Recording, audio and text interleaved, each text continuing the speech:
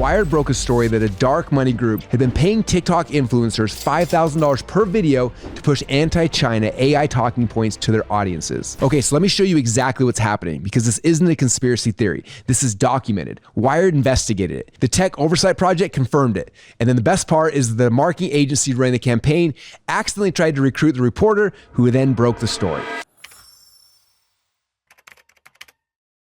So here's the setup. There's a super PAC called Leading the Future. It launched in 2025 with over $100 million, now up to $140 million from some of the biggest names in AI. OpenAI's president Greg Brockman, Palantir's co-founder Joe Longsdale, Andreessen Horowitz, the AI search company Perplexity. This is not a fringe group. These are the people building the AI that you and I use every single day. Now, connected to that super PAC is a dark money nonprofit called Build American AI. And Build American AI hired influencer marketing agencies to run a two-phase campaign on TikTok and Instagram. Phase one was soft. Lifestyle influencers posting about American innovation. I love that AI is being built here in America. Moms making breakfast, talking about how AI helped them to stay organized. American flags in the background. Very Team USA and very feel good. Phase number two, and this is the one that's happening right now, is about China. The marketing agency is paying influencers up to $5,000 per TikTok video to deliver scripted talking points about how China's AI rise is a threat to American families. The sample messaging they provided to the creators includes lines like this, and I'm quoting, "I'm just learning that China is trying really hard to beat the US in AI. If they do, it can mean that China gets personal data from me and my kids and takes jobs that should be here in the US. And the instructions to the influencers, don't tag Build American AI. Don't disclose who's paying, just deliver the message. Label it as a sponsored post if you have to, but don't reveal where the money's coming from."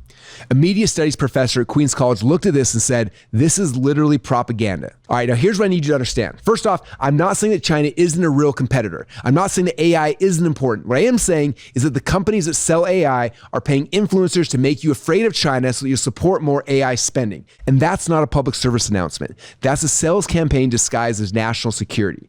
Now, before I keep going, I'm curious. Have you seen any of these videos in your feed? A lifestyle creator, a mom, a family account who's suddenly talking about AI in China? Because 53% of American adults get their news from social media, and 38% of people under 30 get their news from influencers. Now, if you've seen one and didn't know it was funded by AI companies, that's the point. That's how it's supposed to work. So if you've seen one of those, tell me in the comments. I'm curious. Okay, so the influencers campaign is the surface, but underneath it, there's a much bigger machine running. And once you see it, you can't unsee it. AI companies need you to believe two things, just two. And once these two beliefs are installed, everything else falls into place. Belief number one, AI is inevitable. It's coming whether you like it or not. You can't stop it. You can't slow it down. The only question is whether you're on the right side of it or not. And then belief number two is that if America slows down, then China wins. And if China wins, they get your data, your jobs, your freedom, and the rules will be different. Democracy loses. Once these two beliefs are in place, watch what happens. I call this the doom loop. They say that AI is dangerous, so we need the best AI. To get the best AI, we need more computing power. To get more computing power, we need more data centers. To justify more data centers, we need more urgency. And to create more urgency, we need China. And if anyone questions any of it, they're accused of helping the enemy. Fear creates urgency, urgency creates permission, and permission creates money. And how much money are we talking about? OpenAI and SoftBank announced Stargate, a project to invest $500 billion over 4 years building AI data centers in the United States. $500 billion. Announced at the White House with the president standing right there. In the language they used to describe it, a new American company that will invest $500 billion at least in AI infrastructure in the United States. And this infrastructure will secure American leadership in AI and protect the national security of America and its allies. That's not a business announcement. That's a patriotic duty. That's buy our product or the enemy wins. And it's the oldest trick in the book. I want you to read that loop one more time. AI is dangerous. We need more AI. We need more data centers. We need more urgency. We need more China. Don't question it. Does that sound familiar? Does it remind you of any other industry that used fear to justify massive spending? If so, drop the answer down below, because I've got a historical parallel I'm going to show you that's probably going to blow your mind. So in every episode of this series, I connect what's happening today to a moment in history where the exact same propaganda technique was used before. And usually I go back to Edward Bernays, but today I'm going to go even further back to the Cold War, to a moment that most Americans have completely forgotten.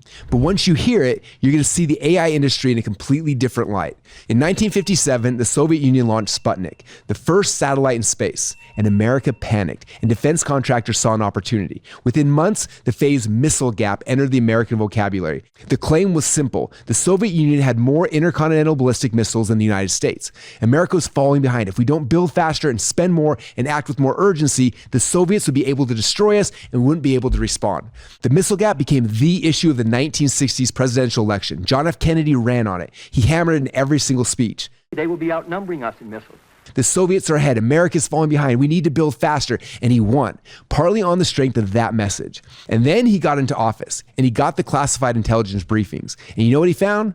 There was no missile gap. America was already ahead. The United States had significantly more missiles than the Soviet Union. The gap had been manufactured, inflated by defense contractors who profited from missile contracts, and then amplified by politicians who profited from fear and consumed by a public that had been told questioning it was unpatriotic. The defense industry needed two beliefs to keep the money flowing. Belief number one, nuclear weapons are inevitable. Belief number two, if America slows down, then the Soviets win. Once those two beliefs were installed, everything else followed. More missiles, more submarines, more bombers, more bases, more spending, and anyone who questioned it was soft on communism. Same playbook, same psychology, same structure, different decade, and different industry. Now, am I saying that the AI threat from China is completely fake, the way the missile gap was? No, China is investing heavily in AI. There are real competitive dynamics. But the questions every thinking person should be asking is who benefits when the only acceptable answer is build faster, spend more, regulate less, and don't ask questions.